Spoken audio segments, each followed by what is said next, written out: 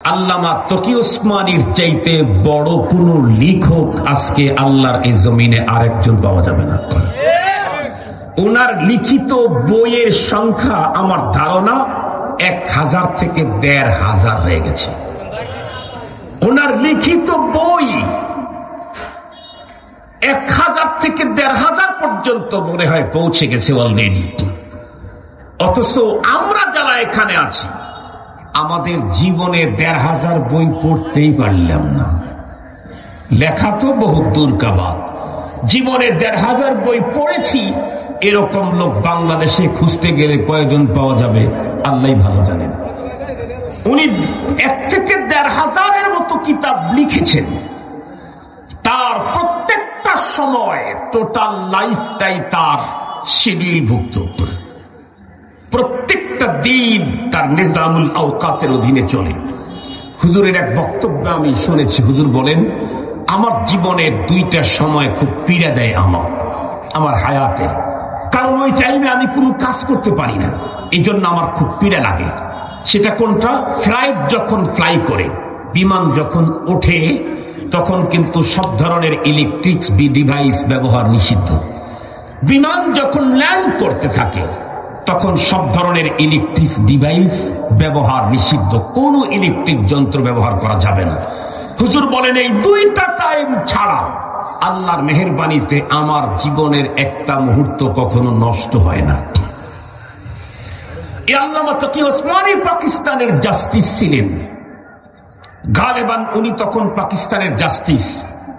ইরাকের এক সফরে গেছেন, ইরাকে রাষ্ট্রীয় সফরে গেছেন, রাষ্ট্রীয় প্রটোকল। ওনাকে এক হাইফাই 5 স্টার 7 স্টার মার্কের হোটেলে রাখা হয়েছে। রাষ্ট্রীয় কাজ, লম্বা কাজ দিয়ে গেছেন। হুজুর 2 দিন 3 দিন পর্যন্ত কাজ করতেছেন, কিন্তু কাজের ফাঁকে দিনই কাজে নিজেকে লাগাইতে পারতেছেন না। এই জন্য হুজুরের অন্তরের ভিতরে অশান্তি। এত কাজ করতেছি কিন্তু দিনের কাজ করতে পারতেছি না। আর আমাদের কি, সারা জীবন দুনিয়ার কাজ করলে কখনো অশান্তি হয় না, কখনো যদি শুধু দিনের কাজ করা লাগে, দুনিয়ার কাজ করতে পারি না, তখন অশান্তি লাগে। ঠিক বললাম না? 3 দিন হয়ে আসলাম, কোনো খবর নিতে পারলাম না বাড়ির। এক চিল্লা লাগাইতেছি, এতদিন আমার ব্যবসা ট্যাবসার কি খবর, খুব পেরেশান। আমাদের একদম উল্টা। কেন? নাহনু আবনাউদ দুনিয়া হুম আবনাউল আখিরাহ। আমরা হলাম দুনিয়ার সন্তান, দুনিয়ার সন্ধানী। ওনারা হলেন আখিরাতের সন্তান, আখিরাতের সন্ধানী। আল্লাহ পাকের রাসূল আমাদেরকে বলেছেন, কুনু মিন আবনাইল আখিরাহ। আরে মিয়া, তোমরা আখিরাতের সন্তান হও, লা তাকুনু মিন আবনাইদ দুনিয়া। দুনিয়ার সন্তান, দুনিয়ার সন্ধানী হইও না। কেন? হুব্বুদ দুনিয়া রাসু কুল্লি খাতিআ। পৃথিবীর সমস্ত অপরাধের মূল হলো দুনিয়ার মোহ। আল্লাহ পাক তো বলেছেন, বাল তুসিরুনাল হায়াতাদ দুনিয়া ওয়াল আখিরাতু খায়রুন ওয়া আবকা। আল্লামা তকি ওসমানী বলেন, আমার অন্তরের ভিতরে খালজান, পেরেশানি ভাব। কারণ লম্বা টাইম চলে যাচ্ছে, আমি এখনো পর্যন্ত দিনই কোনো কাজের ভিতরে আমি আত্মনিয়োগ করতে পারছি না। এই জন্য বড় পেরেশানি ভাব।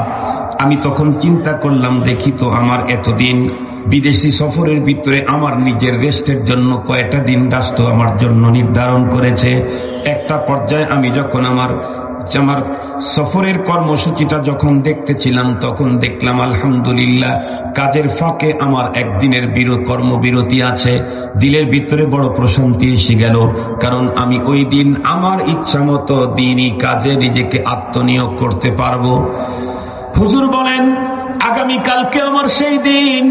রাত্রে বেলায় ভাবতেছিলাম দিনই কোন কাজের ভিতরে আমি আত্মনিয়োগ করব। দীর্ঘক্ষণ পর্যন্ত ফিকির করার পরে সিদ্ধান্ত নিলাম, আগামীকালকে সর্বপ্রথম দিনের কাজ যেটা আমি করব সেটি হলো কোন মাদ্রাসা ভিজিট করার জন্য যাব। আলহামদুলিল্লাহ বললেন না যে উনি হলেন জগতের বিখ্যাত আলেম। উনি দিনই কাজ কোনটা করবেন, সিদ্ধান্ত নিলেন মাদ্রাসা ভিজিট করতে যাবে। হুজুর বলেন, সকাল সকালে বের হলাম। হোটেলের পাশেই দাঁড়ানো ছিলাম।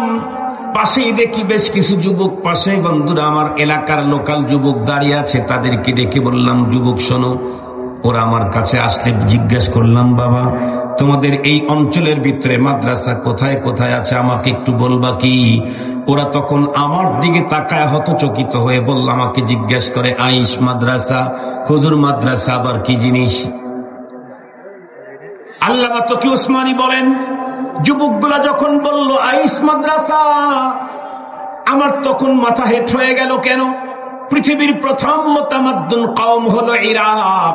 পৃথিবীর সর্বপ্রথম সভ্যতা এসেছে যে ইরাকে, সেই ইরাকের যুবকেরা মাদ্রাসা চিনে না।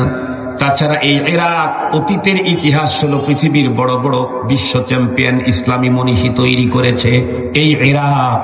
সেই ইরাকের ছেলেরা আজকে মাদ্রাসা চেনে আনে, আমি অবাক হয়ে গেলাম। একটা পর্যায়ে বললাম, মাদ্রাসা চিনো না? বলে না, মাদ্রাসা চিনি না। আমি তখন বললাম, যেখানে কোরআন পড়ানো হয়, হাদিস পড়ানো হয়। ওরা মুস্কি হাসি দিয়ে আমাকে উত্তর করল, নাম ফি দিয়ারিনা কাসীর মওজুদ। হ্যাঁ, এই জাতীয় প্রতিষ্ঠান আমাদের দেশে অ্যাভেলেবেল আছে। আল্লামা তকি উসমানী বলেন, একটু আশ্বস্ত হলাম, অ্যাভেলেবেল থাকলে তো আমি আমার কাজ করতেই পারবো। জিজ্ঞেস করলাম, আইনা আইনা, কোথায় কোথায় আছে একটু আমাকে ইনফর্ম করো। ওরা তখন বলে, ফিল কুল্লিয়া ওয়াল জামিআ, কলেজ আর ইউনিভার্সিটির ভিতরে কোরআন পড়ানো হয়, হাদিস পড়ানো হয়, তুমি ইচ্ছা করলে সেখানে যেতে পারো। আল্লামা তকি উসমানী উত্তর করলেন, লা লা মা আরাদতু যালিক, আমি এই জাতীয় প্রতিষ্ঠান তোমাদের কাছে জিজ্ঞাসা করি নাই, বরং আমি জিজ্ঞাসা করেছি বিশেষায়িত প্রতিষ্ঠান, যেখানে শুধুমাত্র কোরআন পড়ানো হয়, হাদিস পড়ানো হয়, যেখানে তাফসীর পড়ানো হয়, যেখানে আদব পড়ানো হয়, যেখানে ফাসাহাত বালাগাত পড়ানো হয়, যেখানে ফিকহ পড়ানো হয়, যেখানে উসুল পড়ানো হয়। যে বন্ধুরা আমার, যেখানে এই জাতীয় কিতাবাদি যেখানে পড়ানো হয়। ওরা তখন উত্তর করলো, ইয়া আল্লাহ মা সামিতু বিহাদা, এই জাতীয় মাদ্রাসার কথা আমরা জীবনেও কোনোদিন শুনি নাই। এ কথা বলতেই আমি অবাক হয়ে গেলাম। বলে কি, ইরাকের মতো দেশ। আমি যখন এ কথাগুলি শুনতেছিলাম, অদূরেই দাঁড়ানো ছিল একজন সান্দাসিদা, অতিশয় বৃদ্ধ একজন মানুষ, দূরের থেকে আমার দিকে ফলো করতেছিল। একটা পর্যায়ে ওদের সাথে কথোপকথন কমপ্লিট হওয়ার পরে হাঁটি হাঁটি পা পা করে লোকটা আমার কাছে চলে এলো, জিজ্ঞাসা করে, তুমি কি চাও? আমি তাকে বললাম, আঙ্কেল আমি একটু মাদ্রাসা যেতে চাই। উনি তখন লম্বা ঠান্ডা দীর্ঘ একটা নিঃশ্বাস ছেড়ে দিয়ে চোখের ভিতরে পানি টলমলো আমাকে ডেকে বলে, বিদেশি, তুমি যেই মাদ্রাসার কথা বলছো, এই জাতীয় মাদ্রাসা জীবনে কোনোদিন এই যুবকরা দেখে নাই। তার মানে এই যুবকদের জন্মের অনেক আগেই ওই মাদ্রাসাগুলি এদেশে বিলুপ্ত। তকি উসমানী, তুমি যদি পুরা ইরাকের ভিতরে তন্ন তন্ন তন্ন করে হল্লে হয়ে যদি খুঁজো, তামাম ইরাকের ভিতর থেকে তুমি একটা এই জাতীয় মাদ্রাসা পাবা না, তুমি যেই মাদ্রাসার কথা বলছো। তবে একটা কাজ করতে পারো। বলে কি? ওই জাতীয় প্রতিষ্ঠানে পড়ুয়া একজন মানুষ এখনো ইরাকের ভিতরে বেঁচে আছে। ওই জাতীয় প্রতিষ্ঠানে পড়ুয়া একজন মানুষ আমার জানা মতে এখনো ইরাকের মধ্যে বেঁচে আছে। তুমি যদি চাও তার সঙ্গে দেখা করার জন্য যেতে পারো। তকি উসমানী জিজ্ঞাসা করলেন, আঙ্কেল সে কোথায়? উনি তখন উত্তর করলেন, আব্দুল কাদের জিলানী রহমাতুল্লাহি আলাইহির মাজার মসজিদের ইমাম। বাগদাদে যাও, এখনো আব্দুল কাদের জিলানী রহমাতুল্লাহি আলাইহির মাজার মসজিদের ইমাম যিনি, উনি ওই কাদিম সিস্টেমে পড়ুয়া। তুমি যেমন মাদ্রাসার কথা বলছো, ওই জাতীয় নিসাবে পড়ুয়া একজন আল্লাহর ওলি। খুব ভালো করে বুঝবেন, শুধু ঘটনা শোনানোর উদ্দেশ্য না, ঘটনার বাঁকে বাঁকে ফাঁকে ফাঁক থেকে আমাদেরকে সবক নিতে হবে। আল্লামা তকি উসমানী বর্তমান পৃথিবীর শ্রেষ্ঠ 5 জন আলেমের একজন, 10 জনের একজন। উনি বলেন, আমি দিলে দিলে সিদ্ধান্ত নিলাম ওই বুজুর্গের সঙ্গে দেখা করার জন্য আমি যাবই যাব। তাই জিজ্ঞাসা করলাম, আঙ্কেল এখান থেকে ওই জায়গার দূরত্ব কতটুকুন হবে? আল্লাহর বান্দা উত্তর করলো, বাবা মিনিমাম 5 থেকে 700 কিলোমিটার দূর। 5 থেকে 700 কিলোমিটার দূর। আল্লামা তকি উসমানী বলেন, আমি দিলে দিলে সিদ্ধান্ত নিলাম 1000 কিলোমিটার দূর হলেও আল্লাহর ওলির সঙ্গে ওয়ান টাইম মুলাকাতের জন্য আমি যাব। কেন? এক জামানা সাহবতে বা আউলিয়া বেহতেরাজ সদ সালাত বেরিয়া। অল্প কিছুক্ষণ সময় প্রকৃত আল্লাহওয়ালাদের সহবতে বন্ধুরা আমার সময় লাগানো, এটা যেন 1000 বছর ভেজাল মুক্ত নফল ইবাদতের চাইতেও দামি। বন্ধুরা আমার, আমরা ছোটবেলা একটা কবিতা পড়তাম, কেমন যেন, কদরে গুলবুল বুলবাদানাদ ইয়া বাদানাদ জওহরি, কদরে গৌহর শাহ বাদানাদ ইয়া বাদানাদ শাহপরি। পৃথিবীর সব মানুষ সব জিনিসকে চিনে না, সবার কাছে সব জিনিসের মূল্য। কথা বলেন না কেন? এমনকি আমরা নিজেরা যে স্বর্ণ ব্যবহার করি, আমি এই স্বর্ণের মালিক হলেও স্বর্ণ আমি আসলে চিনি না। বলেন তো দেখি, স্বর্ণ চেনে কে? স্বর্ণকারে। কদরে গুলবুল বুলবাদানাদ, সব জিনিসের মর্যাদা সবার কাছে হয় না, সবার মর্যাদা সবাই বুঝে না। আল্লাহওয়ালা যিনি হন, ওনার কাছেই তো আল্লাহওয়ালার মর্যাদা হবে। বলিরা বলি মিশেনাসাদ আল্লামা তকি ওসমানী হাফিজাহুল্লাহ বন্ধুরা আমার রওনা করলেন, পথ চলা শুরু করলেন। আমি জিজ্ঞাসা করতে চাই, এই আজকের মাহফিলের ভিতরে হাল জামানার বুজুর্গ উলামায়ে কেরাম তশরিফ এনেছেন। আমার পীর ও মুর্শিদ এমদাদুল্লাহ তললি হাফিজাহুল্লাহ, উনি তশরিফ এনেছেন। তার আগেও এই অঞ্চলের মুরব্বী একজন হুজুর বয়ান করেছেন, আরো অনেক উলামায়ে কেরাম এখানে বয়ান করবেন। বন্ধুরা আমার, এমনও মানুষ আছে যাদের কানে মাদ্রাসার মাইকের, ওয়াজের মাইকের সাউন্ড তাদের ঘরের ভিতরে ঢুকলেও ঘর থেকে বের হয়ে মাহফিল পর্যন্ত আসতে পারে নাই। তার মানে এরা সবাই তকি ওসমানীর চাইতেও বড় আলেম। তকি ওসমানী পরিমাণ আলেম হইলে তো আসতেনি, ওনার চাইতে আরো বড় আলেম। এই কারণে আলেমদের মজলিসে দেওয়া দরকার নেই। বাংলাদেশের একটা গ্রুপ আছে, তারা নিজেরা দিনের কাজ করে, দাওয়াতের কাজ করে বলে, কিন্তু ওয়াজ মাহফিলে আসে না। আমার কাছে রিপোর্ট আছে। তারা কি বলে? ওয়াজ মাহফিলে গিয়া লাভটা কি? আরে বেকুব, বলেটা কি? তুই কোন দিন চিনলি? কোন কোরআনের কাজে গেলি? আল্লাহর কোরআনে আল্লাহ বলছেন, ওয়াযাক্কির ফাইন্নায যিকরা তানফাউল মুমিনিন। আল্লাহ তার রাসূলকে অর্ডার করেছেন, ওগো রাসূল বারবার কোরআনের কথা মানুষকে শোনান কেন?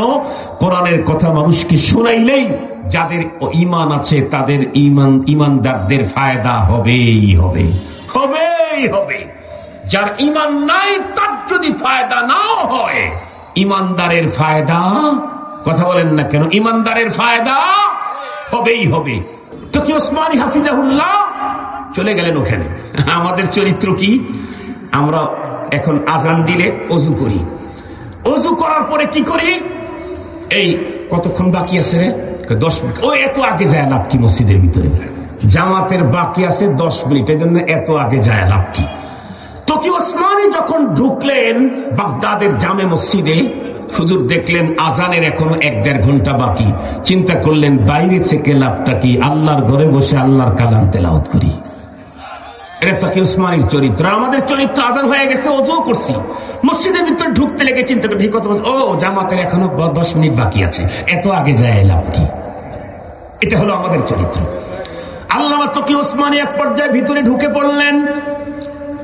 মেহরাবের দিকে তাকাইতে দেখলেন অতিশয় একজন বৃদ্ধ মানুষ বসে বসে কি যেন তেলাওয়াত করে, কিন্তু তার কপালের ভিতরে ইলমে ওহীর নূর জ্বলজ্বল করে। তকি ওসমানী বুঝে ফেললেন, আমি যার অনুসন্ধানে আসছি ইনি তো উনি। কারণ এই সফরে এ পর্যন্ত রাষ্ট্রীয় এবং ব্যক্তিগত হাজার হাজার লাখ লাখ মানুষের সঙ্গে দেখা হলো, কারো কপালের ভিতরে এমন জলজল করতে দেখলাম না নূর। এ আল্লাহর বান্দার কপালে জলজল করে, ইনি উনি। হাঁটি হাঁটি পা পা করে তার কাছে চলে গেলেন। একটা পর্যায়ে দাঁড়িয়ে রইলেন। হুজুর ততক্ষণ পর্যন্ত পড়তেই ছিলেন। কিছুক্ষণ পরে বন্ধুরা আমার পড়া বন্ধ করলেন। উপরের দিকে তাকাইতে তকি ওসমানী সালাম দিলেন, উনি উত্তর দিলেন। বসা অবস্থায় জিজ্ঞাসা করলেন, আপনি কে, কেন, কোথা থেকে আসছেন? উনি উত্তর করলেন, আমি তাকি, বাকি আমার বাড়ি হলো পাকিস্তান। কি করেন আপনি? হুজুর বলেন আমি চিন্তা করলাম কোন পরিচয় বলবো। একটা পরিচয় নিয়ে তো আমি ইরাকের ভিতরে ইন করেছি, সেটা হলো আমি একটা রাষ্ট্রের জাস্টিস। কিন্তু আমি চিন্তা করলাম না না, এই পরিচয় এখানে ওপেন করাটা আমার জন্য ভালো হবে না, কারণ এটা হলো ক্ষণস্থায়ী ওয়ান টাইমের পরিচয়। আমি ওই পরিচয় দিতে চাই যে পরিচয়টা হলো ইন্টারন্যাশনাল পরিচয়। এজন্য আমি বললাম জাস্টিস না, আমি বললাম আমি মুআল্লিমুল কোরআন ওয়াল হাদিস, আমি কোরআন আর হাদিস পড়াই। উনি তখন জিজ্ঞাসা করলেন আশ্চর্যান্বিত হয়ে, কোরআন হাদিস কোথায় পড়াও? হুজুর বলেন আমার তো সকাল বেলায় বৃদ্ধ লোকের কথা মনে আসে, লম্বা নিঃশ্বাস ত্যাগ করে আমাকে বলেছিল এই জাতীয় প্রতিষ্ঠান দুনিয়াতে এখন নাই। তাই আমি বললাম হুজুর আমি মাদ্রাসায় পড়াই, মাদ্রাসায়। তখনও ওনার এনসেরা হচ্ছে না। উনি আমাকে জিজ্ঞাসা করেন তো কি মাদ্রাসা বলতে তুমি কি বুঝাও? আমি বললাম যেখানে বুখারী, মুসলিম, তিরমিজি, আবু দাউদ, মিশকাতুল মাসাবি, জালালাইন, হেদায়া শরহে শরহে বেকায়া, কুদুরি এই জাতীয় কিতাব পড়ানো হয়। এই কথা বলতে নারায়ে তাকবীরের আওয়াজ বুলন্দ করে বৃদ্ধ লোকটা জাওয়ানি নিয়ে দাঁড়িয়ে গেল। এক পর্যায়ে আমাকে বুকের ভিতরে জড়ায় ধরে ডেকে বলে, তকি ওসমানী সত্যি করে বলো আজও কি আল্লাহর জমিনে এই জাতীয় প্রতিষ্ঠান আছে নাকি? আমি তখন হযরতকে আশ্বস্ত করার জন্য বললাম, ওগো আল্লাহর ওলি, তাম দুনিয়াতে এই জাতীয় প্রতিষ্ঠান আছে, বিলখুসুস বাররে সগীরের ভিতরে ইন্ডিয়া, পাকিস্তান, বাংলাদেশে লক্ষ লক্ষ মাদ্রাসা এখন এই জাতীয় আছে। পৃথিবীর প্রথম সূর্য উদয় হয় যেই রাষ্ট্রে, সেখানেও এই জাতীয় প্রতিষ্ঠান আল্লাহর মেহেরবানিতে প্রতিষ্ঠিত হয়েছে। তকি ওসমানীকে বুকে জড়ায় ধরে আব্দুল কাদের জিলানী রাহমাতুল্লাহি আলাইহির মাজার মসজিদের খতিব তখন বললেন, বাবা তুমি যখন দেশে ফিরে যাবে, আব্দুল কাদের জিলানীর মাজার মসজিদের এই গোলামের পক্ষ থেকে একটা ওসিয়তনামা তোমার দেশের মানুষকে বলবে। সেটা হলো তারা তাদের জীবনের শেষ বিন্দু রক্ত দিয়ে হলেও এই জাতীয় প্রতিষ্ঠান যেন কখনো ম্লান হতে না দেয়। কেন? এই জাতীয় প্রতিষ্ঠান যতদিন দুনিয়াতে থাকবে ততদিন পর্যন্ত ইসলামের আসল রূপরেখা দুনিয়াতে থাকবে। এই জাতীয় প্রতিষ্ঠান যদি ম্লান হয় তাহলে ইসলামের নাম থাকবে, কাম থাকবে না। আজকে আমি এই ব্যথাতুর হৃদয় নিয়ে, শিকস্তা দিল নিয়ে আপনাদের কাছে ওই বুজুর্গের ওসিয়তনামাটাই আপনাদের সামনে পেশ করে গেলাম। এই যে এখানে দ্বীনি প্রতিষ্ঠান, দ্বীন হেফাজতের দুর্গ, এই প্রতিষ্ঠানকে আমাদের জীবনের শেষ বিন্দু রক্ত দিয়ে হলেও আমাদেরকে হেফাজত করতে হবে ইনশাআল্লাহ, ইনশাআল্লাহ।